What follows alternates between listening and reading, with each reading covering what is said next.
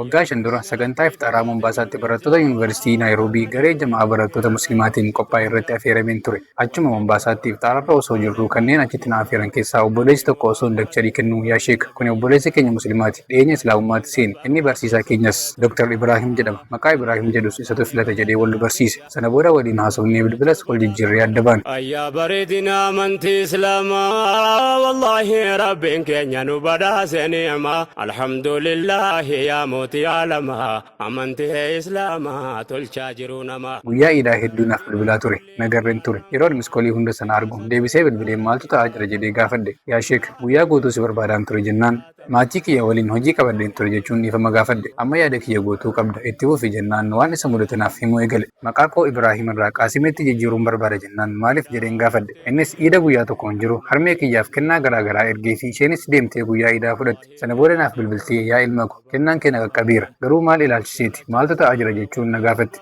Maama as Mombaasaatti iida kabajaa jirra jedheen itti hime. Isheenis nuti maal jechuu barbaaddeeti ati musliimadhaa jettee na gaafatti. Doktarichis muslima waan ta'eef sobbuun sodaadhe dhugaa jiru hundan itti hime. Maama ani muslima. Namni islaama ta'uu nama filatamaa filmaa tarka baaseen shumne ilmi namaa inni namni shume namumaan shaaramaa nama rabbiin shume muutiin ardiifsamaa quraanaan nu filate amantii islaamaa. Isheenis qarqara galaanaatti intala arabaan wal argite kanaaf muslima taate naan jennaan lakki ani nama barateedha dura kaatolikiin ture qorannoon gaggeesseen ofuma kiyyaan murteesse kuni filannoo kooti jennaan maqaa kiyya na gaafatti. Anis maqaa Ibraahim jedhu filachuu kiyya itti hime. Isheenis kun hin ta'u Qaasim ofiin jechuu qabda jennaan rifadhe. Maaliif yeroon jedhu akkana naan jette gadameessa kiyya osoo jirtu 1982 yeroo mootummaa moo irratti fonqolchi gaggeeffame yeroo lolli finciltootaa fi humna ittisaa Keeniyaa gidduutti taasifame magaalaa keessan ture. Namoonni hedduun rasaasaan bakka hundatti rukutamaa turan. Ani garaattis baadheen ture. Ulfi kiyyas guddaa waan tureef baqachuu hin dandeenye. Sana booda muslima tokkoon wal argee innis mana isaatti na galchee kunuunsa naaf godhee hanga lolli qabbanaa'utti mana isaa na tursiise.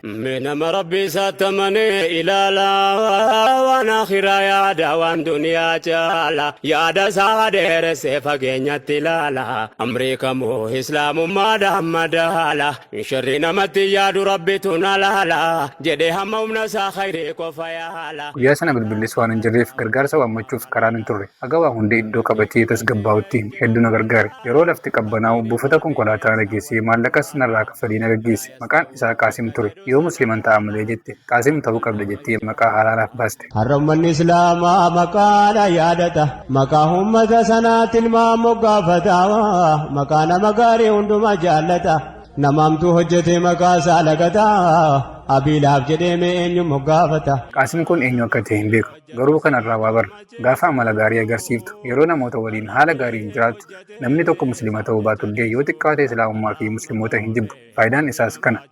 Amma of gaafadhu ati ambaasaadara islaamaa ta'uu keetiin sababa amala keetiin namoonni islaamummaa akka jibban gootamu akka jaalatan goota. Yaa nama khayrii hojjetu si haa gammachiisu kan rabbiif hojjetee isaaf jecha dhiisu kan rahmata oolee qalbii namaa jiisu rabbiin ilmaan keetiin ija nu haa jiisu. Kan diinii fahamee nama fahamsiisu ilmaan amree rabbii ummataaf diriirsu injiilii khayrii hojjetee seenaa gaarii dhiisu kan diinii miidhamuun isa rifachiisu rabbiin keessiif kennee si haa gammachiisu sin haa qanansiisu fi duniyaa waddiinii amanne yaa rabbii rahmata keetiinii.